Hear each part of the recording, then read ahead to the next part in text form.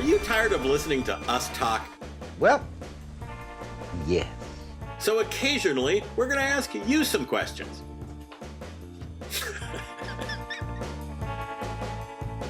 Hi, I'm Tim Burr with Sorry for Party Racing and ran when parked racing. I'm a semi-retired golf professional. I do some coaching with HPDE with a company called Hooked on Driving, and now I'm starting to work with Lemons. I've been lucky enough to drive a bunch of different crap in Lemons. I saw Lemons on YouTube and was chatting with somebody about it. Next thing I know, I get introduced to Fish and Dave. They've got two brown, horrible Pintos that they were running, and the more infamous car they had was the Model T GT. So I was able to drive all three of those cars with those guys. The Pinto was my first drive. Had a really good spin coming into 4 and also had some contact, so I got a couple of trips through the penalty box. In 2016, I found a team to join through the Lemons matchmaking website, and the guy Jim Bauman was just down the road from me.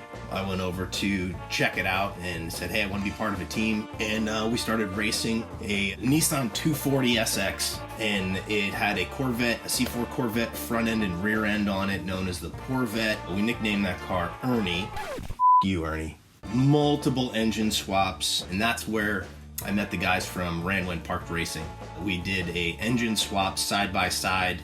Corey had the Rambler out there. I started running with those guys. They had a Z28 called the Ugly Brown Camaro, and then Corey had the Oldsmobile Omega at the time. And then Matt and Dean from Sorry for Party Racing, they both moved out to the West Coast and brought the party to the West Coast. The Party Bird / Failbird Firebird comes out. We have Dean's Porsche, which is an awesome car. And then we got a Pontiac Solstice. It was a track car that got stuffed in a tire wall, and next thing you know, Chris and Jeff are parking the Suburban on it, trying to get it somewhat straight. They had done the ambiguously gay duo theme for their first race, so the car was painted flesh colored. When we were driving back, my wife and I and the dog, we get to Ohio and it starts just dumping rain. So I've got the U-Haul trailer and this janky car on the back of it in the parking lot. And we come out in the morning and there is penis-colored flesh all over the ground around the car in a puddle. And I looked at my wife and I was like, babe, we gotta get out of here. So off we go down the highway. By the time we got to our next stop, the car was silver again. But that car ended up becoming known as the WAP, or the Wet Ass Pontiac. It ended up getting totaled in 2023 at Thunder Hill, so now it's the Wrecked Ass Pontiac. Ran with Uncle Dave in his orange Cheeties Cressida, so I've run that car a few times. Awesome car. Amanda Tully came out from Momrath. She drove the Solstice one time, then I went out and drove her BMW at Pit Race. I met Jeremy from Monkey House in the Garage Heroes and Training Crew, and won Halloween Makes Gasoline in their S10 Isuzu truck with a dodgeball theme. That was awesome, such a fun theme. And then our newest build is the replacement of the Solstice. We went with a turbo version, so the GXP. We had one race in it, just roasted the brakes, so we're now looking to do a Corvette upgrade on that. And then Corey and I built the 1973 LS Camino, and it's exactly what you want to see in Lemons. Well, I've done 39 races to date, more failures than wins, of course. The 240 SX, we had a really fun one where the front control arm came out of the center of the car, so it looked like you had like that wicked drift steering angles on it. It was really good that happened in a slow corner, thank goodness. We had a weekend recently where we had a fail and a win. The Solstice gets crashed, wicked nasty crash coming out of 15 at Thunder Hill. Multiple cars, car goes in the wall. All 4 corners of the car are bent. Meantime, we're in contention in Dean's Porsche in B. So we ended up winning Class B in the Porsche and totaling a car. We also won in the El Camino, a great regional award. Mary Harris was driving and the axle just shot out of the back of the car. It punctured a hole in the rear quarter panel, gave itself a big donut on the side of the car as just a little bit of extra insult. So Corey and I went to pick and pulled a whole new diff out, went back, put the car back on track, took checkers. We didn't win heroic fix, but we did win a great regional award called Business in the Front and Failure in the Back. We also won an IOE in that car, and when we won that IOE, the car had rod knock. Drive shaft was bouncing off of the transmission housing. I mean, it was just limping it around. Probably the best win is we just won Class C with that El Camino at Thunder Hill, this most recent race.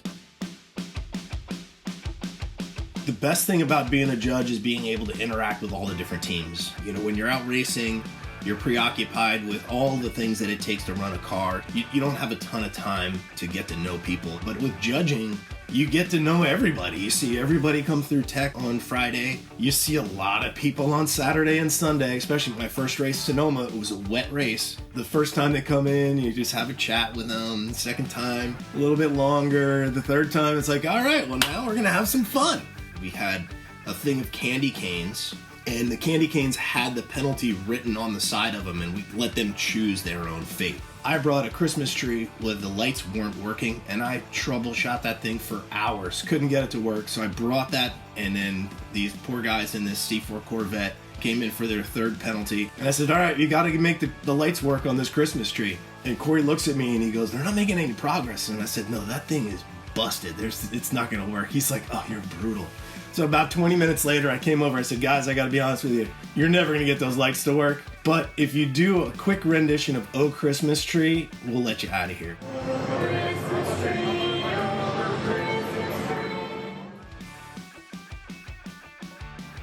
There's so many great penalties that have come up over the years, but my favorite one has got to be the Saran Wrap penalty. I think that one's probably near and dear to my heart because that was my first penalty.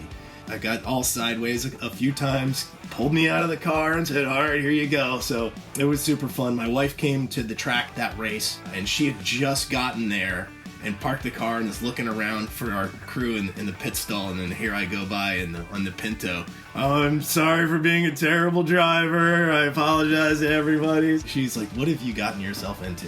Great penalty, but the ones I also really like are the ones that are like the keepsake penalties, where you get a memento for what it is. The Bart Simpson penalty is so good, or the Bob Ross. Not only have you done a thing, but you've got this keepsake to have forever, and stories to sit around the campfire while you're drinking beers, and that's what Lemons is all about.